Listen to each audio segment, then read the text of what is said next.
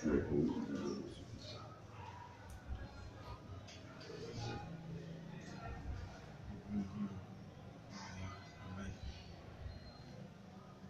attend que les internautes se connectent.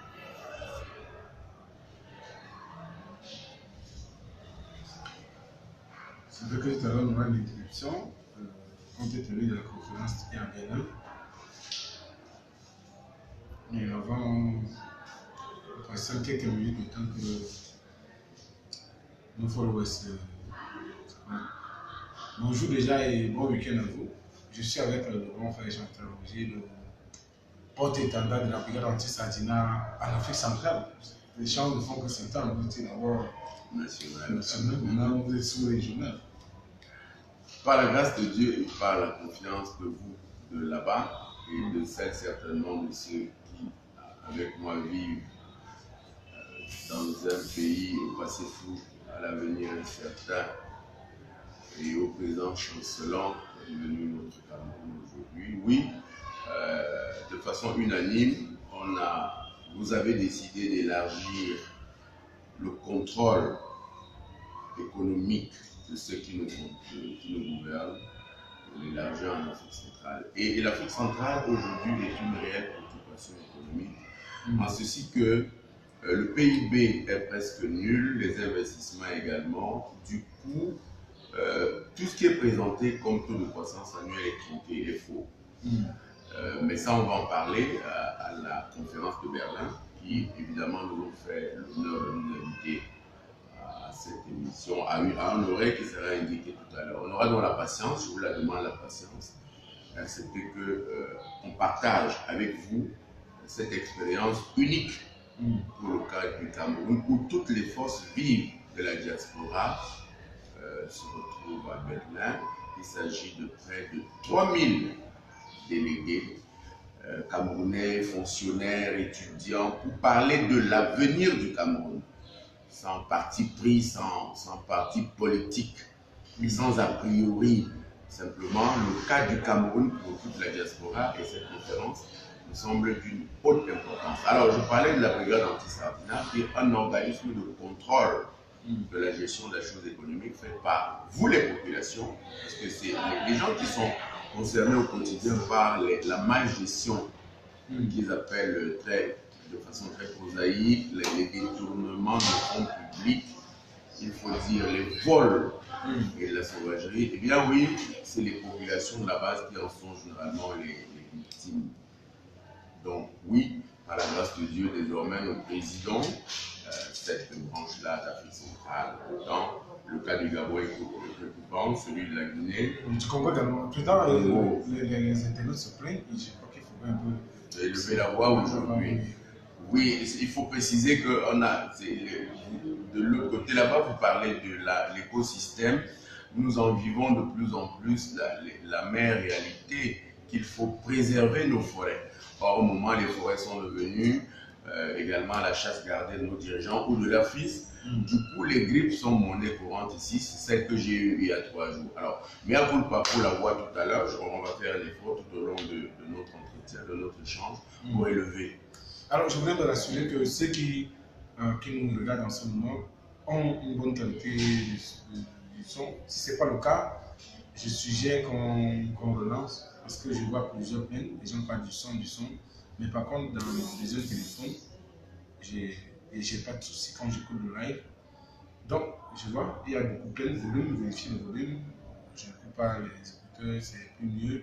Ce qu'on va faire, on va relancer président avec vos concours pour que tout le monde soit. On fera. Ils sont le poumon à l'étranger de tous les combats de toute façon que nous menons ici. Combat pacifique évidemment, démocratique dans la mesure du possible et libre. Parce que nous croyons que quand on sera partis nous tous, il restera la seule chose qui mérite qu'on se batte pour elle, le Cameroun, le pays. Alors moi je vous resalue, je vous disais qu'il y aura sans doute une interruption dans cet événement, dans cet entretien, dans cet échange, parce qu'il y a la conférence de Berlin à laquelle Paul et moi devons faire une déclaration. Le temps de parole que les conférenciers nous ont accordé, ce sera en direct, est de 15 minutes chacun. Je suis chargé de parler de l'économie réelle du Cameroun. Je vous prie donc de vous brancher dessus. Mais nous avons notre direct aujourd'hui que nous avons programmé depuis le dernier, c'était le 7, que nous allons donc réaliser comme d'habitude pour rester fidèles à notre amitié et à nos échanges. Je disais, en remerciant, et vous de là-bas qui m'avez plébiscité et nommé officiellement président de la brigade anti-Sardinat, que vous avez décidé d'élargir cela en Afrique centrale. Je disais que par la grâce de Dieu, ensemble, nous avons réussi à convaincre la base, qui est finalement peut-être la victime expiatoire des vols et des détournements massifs de nos dirigeants, qui comme chacun l'a dit, sont désormais une caste. Voyez-vous, au Cameroun, c'est 8 familles qui gouvernent depuis les indépendances ici, avec leurs affidés. Quelqu'un se plaignait du dernier remaniement qui n'épouse pas la configuration politique attendue par la base. Non, ce n'était pas possible que cela fût, parce qu'on ne nomme pas un ministre qu'on ne connaît pas et dont on n'a pas fixé les canevas. On nomme un ministre dont on attend quelque chose de précis. Et dans le cas du Cameroun, le président Biya, qui est une sorte de roi, attend d'être encensé. Du coup, pour être remarqué d'abord et plébiscité par lui évidemment, il faut avoir dit très fort sur tous les toits qu'il est très beau, très intelligent et éternellement jeune, et que sa gestion est la meilleure de Cameroun. Voyez les grands scandales des ordinateurs à donner aux États-Unis, aux étudiants. Et ce monsieur, regardez le satellite, pendant qu'il était au MINCOR, il est monté ministre d'État. Cela veut dire qu'on a félicité celui qui a été à la base de la faillite des ordinateurs.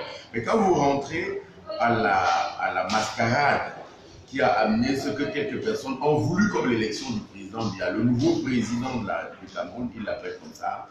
Bien, vous avez vu le ministre Femme Dongo, dont on dit que la santé est chancelante, se déhancher de façon obscène devant des jeunes éberlués. Et il faut dire que ce jour est parti avec ce qu'on appelle le règlement des pédiens des journalistes qui ont dormi devant son domicile. Voilà, à qui on a remis 5 000 francs en fin de journée d'avoir applaudi et d'avoir dit au ministre qu'il dansait très bien. Donc l'essentiel de cette compétition électorale s'est résumé à ça. Des gens qui ont dansé beaucoup et qui ont dit au président qu'il était très bon. Les autres ont distribué à foison le matériel électoral dans leur famille pour qu'on remarque l'effigie du chef de l'État à travers la République. Je dois préciser que c'est le jeune Babou Oswald, ci-devant neveu de Mme Chantal Biya, qui a dirigé pour lui seul 16 milliards de francs. Savez-vous, 1 milliard, c'est 1000 millions, et que dans le package, il n'y a eu aucun compte rendu des dépenses, ni aucun cahier de charge. Que la plupart des marchés, d'après mes informations, ont été passés de gré à gré. Pour sortir de ce sujet-là, malheureusement, il faut dire qu'il y a eu des strings pour les êtres confessionnels avec l'effigie du chef de l'État posée à un endroit obscène de l'anatomie des femmes. Donc, que voulait-on promouvoir? Voilà au terme de cette introduction ce que je voulais préciser pour dire que nous vivons malheureusement dans un pays plein d'incertitudes et nos échanges pour nous sont un moment de repenser, de reformuler, de réorganiser, même en pensée seulement. Quelqu'un dit que quand nous nous mettons ensemble pour évoquer le nom de Dieu, eh bien il est parmi nous. Voyez-vous, quand on se met ensemble pour parler de la vérité, généralement, il finit par triompher. Alors, j'entends, Roger, il faut dire que vous avez apprécié dans une tenue dans laquelle on ne vous voit régulièrement pas. Vous avez je suis allé désormais à partir de mercredi au Cameroun. Peut-être qu'il faut que je précise pour ceux de l'étranger comment ça se passe désormais ici. Alors, la fonction publique qui est supposée être le poumon de l'État, d'abord est approvisionné en cadre. Je mets des grosses guillemets sur cadre alors, en cadre par l'ENAM. L'ENAM qui vient de voir nommer à sa tête un jeune garçon qui a l'avantage d'être le fils de Soumbou Angoula, qui est le chef supérieur de Nanga et Boko, qui est très proche du chef d'État Paul Biya et très proche de la première dame et qui ne résume pas 40 ans. Et bien ce jeune garçon qui est stagiaire au moment de sa nomination au ministère de la corruption, comment on appelle cela, qui est supposé combattre la corruption au Cameroun, le contrôle supérieur de l'État, eh bien ce jeune garçon-là est désormais le patron. C'est lui qui formera, sans avoir été major de sa formation, c'est lui qui formera les autres qui deviendront les cadres d'administration. Je me permets de faire une virgule. sur les cadres sortis de l'ENA pour préciser que l'ancien premier ministre Enoni Ephraim était dernier de sa promotion, tout chef de parti Nili qu'il était, et que Madame Amana Dama, qui était très très proche de lui, mais je ne me demandez pas pourquoi, était également avant-dernière de la même promotion. Et que donc celui qu'on vient de promouvoir, directeur de l'ENA, n'était pas loin de ces positions-là, pour rester poli. Et vous voyez, celui qui apporte donc l'ossature centrale pour l'administration au Cameroun, c'est donc ce jeune garçon-là désormais. Et tous les fonctionnaires vont dans le même moule, c'est-à-dire qu'on vous dit, si vous entrez agent public, après vous serez chef de je ne sais pas quoi, c'est vous qui ferez les commissions du chef, vous deviendrez chef de bureau, et puis sous-directeur, et puis directeur, et éventuellement ministre, si vous êtes aussi gentil que les autres souhaitent que vous le soyez dans un pays qui prête une oreille très attentive à la dictature des sexes et à l'utilisation à l'envers des sexes. Et donc il y a cette ossature centrale. Je voulais parler de la semaine au Cameroun, hein, je n'ai pas perdu mon ordre. Donc, lundi, on sort d'un week-end. Quand vous arrivez dans un bureau, il n'y a personne au Cameroun. Il n'y a personne avant 10 h. Parce qu'on vous dit, le week-end était très éprouvant. Nous avons voyagé, on vient de rentrer. Très bien. Mardi, on vous dit, on a seulement repris là, écoutez, veuillez repasser demain. Mercredi, les levées du corps ont commencé. Et jeudi, il n'y a plus personne parce que tout le monde est préoccupé par la mort d'un parent ou supposé tel. Vendredi, la capitale est désertée. Et il se trouve une autre forme de commerce qui est née, c'est les petits papiers, les annonces du deuil, les programmes de deuil. Mais tout le monde se bat dans la petite débrouille pour survivre. Et donc voilà la semaine de travail au Cameroun. Je parlais de ma tenue, vous posiez la question de ma tenue. Je disais que je viens d'un deuil et j'ai eu l'épouvantable avantage d'aller au septa, comment dire, à la morgue des militaires. Je précise qu'un jour de mort, c'est 10 000 francs. Et que si vous avez la malchance de n'avoir pas réuni assez d'argent pour organiser les funérailles de vos proches, eh bien si vous avez, en plus d'outrecuidance d'aller jusqu'à 30 jours, cela vous fait 300 000 francs à débourser. À débourser pour quelqu'un qui est mort d'un paludisme qu'on peut soigner avec 5 000 francs. Vous voyez qu'on parle du SMIC au Cameroun, il faut parler du SMIC social et non du SMIC politique qu'on a, je crois, avancé à près de 40 000 francs. Qui est irréaliste, même dans une économie qui ne dépend plus spécialement de ses impôts comme celle de l'Ouganda. Par exemple, vous savez que l'Ouganda a désormais un taux de croissance annuel de 2%, alors que nous étions tous des élèves assidus du FMI, le Cameroun étant rentré à 0,2%. Il faut le dire de façon claire, hein. C'est le chiffre que le Cameroun a fait, puisqu'il est les méventes du pétrole, qui n'est plus dans les mêmes dispositions de production que nous savions, le bois qui a été libéralisé et qui est en train de s'épuiser, l'or qui est exploité de façon anarchique. Je précise que je suis de l'Est du Cameroun, donc je sais de quoi je parle. Que donc il y a cet amalgame. Je rentre sur la tenue bleue, oui, je suis dans l'année au septembre, et j'ai vu des corps là-bas. Voyez-vous, il faut que tous ceux qui nous gouvernent, qui se rendent coupables de ce genre d'exaction aille un jour à la mort. Ce qui vous frappe, en premier, c'est la jeunesse des corps. Et comme ils ont un tableau, on écrit là le nom des gens qui ont perdu la vie. On accroche sur leurs doigts un petit papier avec leur nom et leur âge. Et j'ai regardé, voyez-vous, sur près de 15 corps. Hein, il y avait 17 ans, 25 ans, 22 ans, 30 ans. La plupart, c'était d'avoir consommé le tramol ou de s'être battu dans la rue, ou d'errance, ou j'ai vu 2 cas de suicide. Le tout rentrant sur un pays, comme j'avais commencé dans mon premier propos, qui a l'avenir essoufflé, qui n'a plus de perspective, qui ne rêve plus, qui n'a plus d'horizon. Et j'ai regardé également l'autre détail qui est très important, la nature de la tristesse des familles éplorées. J'ai vu des mamans qui ne pleuraient plus seulement leur fils, revenez à la Bible, femme de Jérusalem, pleurez pour vos enfants, mais qui pleuraient pour la République désormais. Je ne veux pas être menaçant, mais je veux dire que ce genre de colère rassemblée génère des révolutions. Voici le moment où il faut commencer à prendre en compte cela. Et j'ai vu le nombre de cercueils qu'il y avait. c'est un secteur qui est désormais florissant, le secteur des corbillards et des morts, parce que les gens sont pauvres, sont désespérés et meurent. J'ai regardé également le chic que chacun met à porter une tenue qui fera que le regard des uns et des autres soit attiré sur sa personne. La coquetterie des dames également. Donc, le lieu des morgues est devenu au Cameroun un lieu où des gens se cherchent aventure. Pourquoi le cacher? Voyez-vous, on a tellement banalisé la chose ici que ça vous ramène à une question précise. Est-ce que ceux qui nous gouvernent n'ont pas intérêt à ce que le peuple soit aussi pauvre pour continuer à la servir? Vous voyez, je suis cohérent, je rentre donc sur le gouvernement. Et sur celui qui me disait que ce n'est pas le gouvernement qu'on attendait. Pour dire, mais si, c'est celui qu'on attendait. C'est le roi qui a fait attendre longtemps, les gens ont attendu, et qui fait une sortie, et un gouvernement arrive, qui laisse beaucoup de personnes en attente. Tout le monde a attendu Messanga Yandine au ministère de la diaspora, La diaspora, tout le monde a attendu, comment vous l'appelez, notre ami qui nous disait qu'il était certain de venir à la jeunesse et sport, monsieur Kabalibi. Tout le monde a attendu un peu, Espa Matomba, à la jeunesse, Joshua Oshi au transport.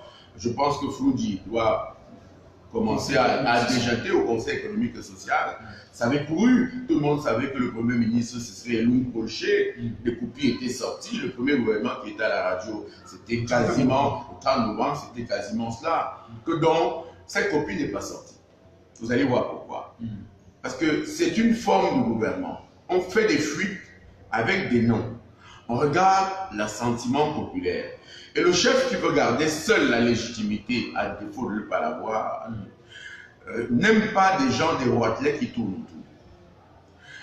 Et la pression, la seule qu'il y a eu à ce gouvernement étant évidemment de garder les équilibres dans les grands ensembles. C'est-à-dire que si j'ai enlevé Mbouenchou, je mets Koutez, Kecha, et c'est à peu près le même scénario que vous avez vu ici depuis 1900. Oui. Voilà, très bien. Vous avez eu la même chose également dans le Cameroun anglophone où il y avait Anoumangou et John Nibangou, les enfants d'une même maman. Donc, c'est un mode de gouvernement. C'est un mode de gouvernement. Vous avez Eloum Polché, qui est le neveu direct de M. Inoni Ephraim, ancien Premier ministre qui est à Konengi. Du coup, dans leur village qui est Bakingili, il y a une division, il y a une scission même, de ceux qui disent mais il a vécu son temps, même s'il est en prison, et de ceux qui disent mais il a grandi dans sa maison, c'est son neveu, pourquoi il a accepté une telle prébande, une telle faufonterie. Donc voilà, dans l'ensemble, pourquoi je le disais. Et je voulais chuter sur le gouvernement en disant que ceux qui sont arrivés, non seulement savent qu'ils le doivent complètement au président, au chef, allusion à Jean de Dieu Oumou, allusion à Femme Lungu qui a dit nous sommes les créations et les créatures de Paul Biya. Ce n'était pas une faute. Il disait là quelque chose de fondamental, qui a même dit que le président Biya est le maître du temps. Voyez-vous, il exprimait là un système, parce qu'au Cameroun, en sciences politiques, que j'ai la faiblesse d'avoir fait un peu, on dit que nous sommes dans un régime présidentialiste fort, où le président de la République, tiens, c'est l'article 3 de la Constitution, est le chef suprême des forces armées, le patron de la magistrature, le patron de la police, le patron des chefs traditionnels. Et on dit à la suite, nomme et révoque à tous les emplois civils et militaires.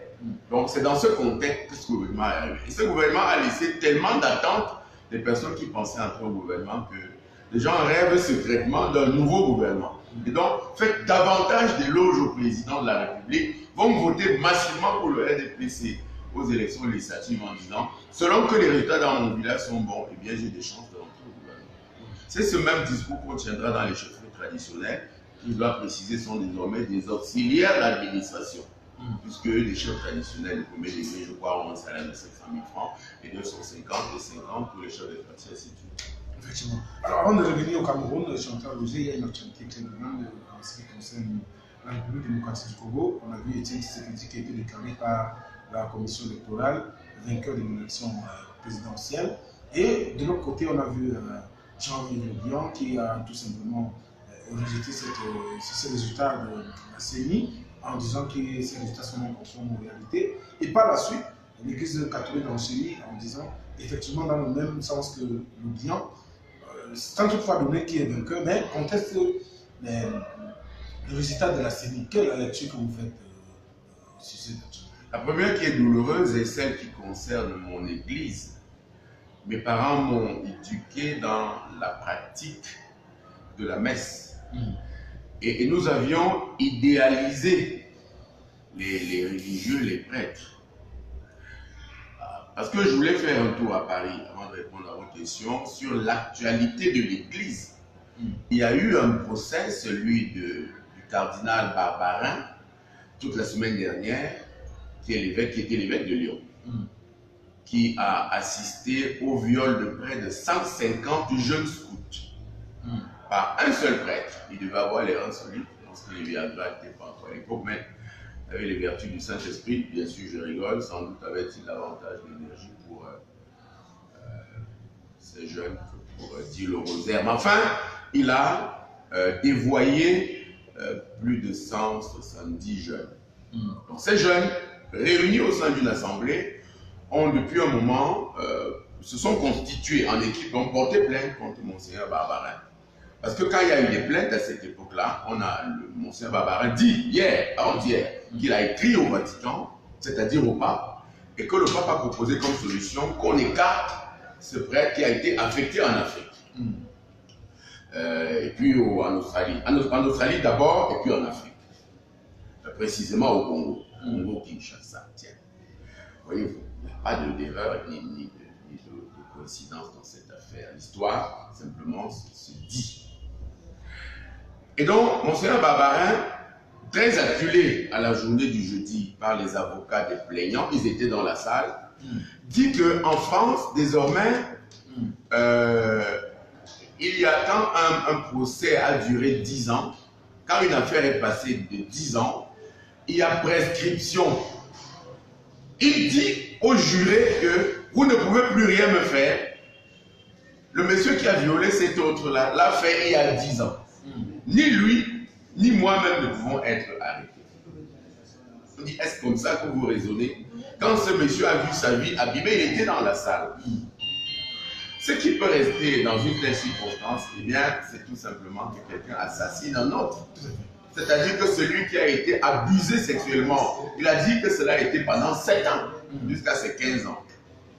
Voilà pour ce qui est de l'Église catholique. Si vous avez vu à son arrivée... Alors, on a vécu aussi un cas pareil ici avec toi, au Cameroun. Voilà, que l'évêque, qui est archevêque désormais, qui est jésuite, je précise que les jésuites, de façon spéciale, M. Atanga en est un, vraiment n'accède pas à la haute hiérarchie de l'Église catholique. Même M. Atanga, c'est sûr, c'est soutien, puisque l'Église catholique au Cameroun est désormais un peu assujettie au pouvoir public.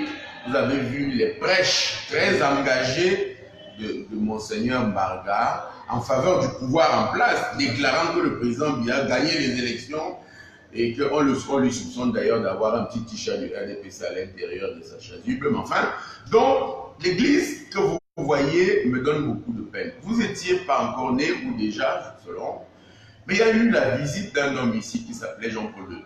Et un de ses gardes du corps s'appelait Monseigneur Martinkus. Je crois qu'il était cardinal. Et c'était un monsieur qui avait de gros pistolets partout, qui fumait le cigare et buvait du bon whisky, qui s'exhibait complètement. Et quelques personnes ont posé la question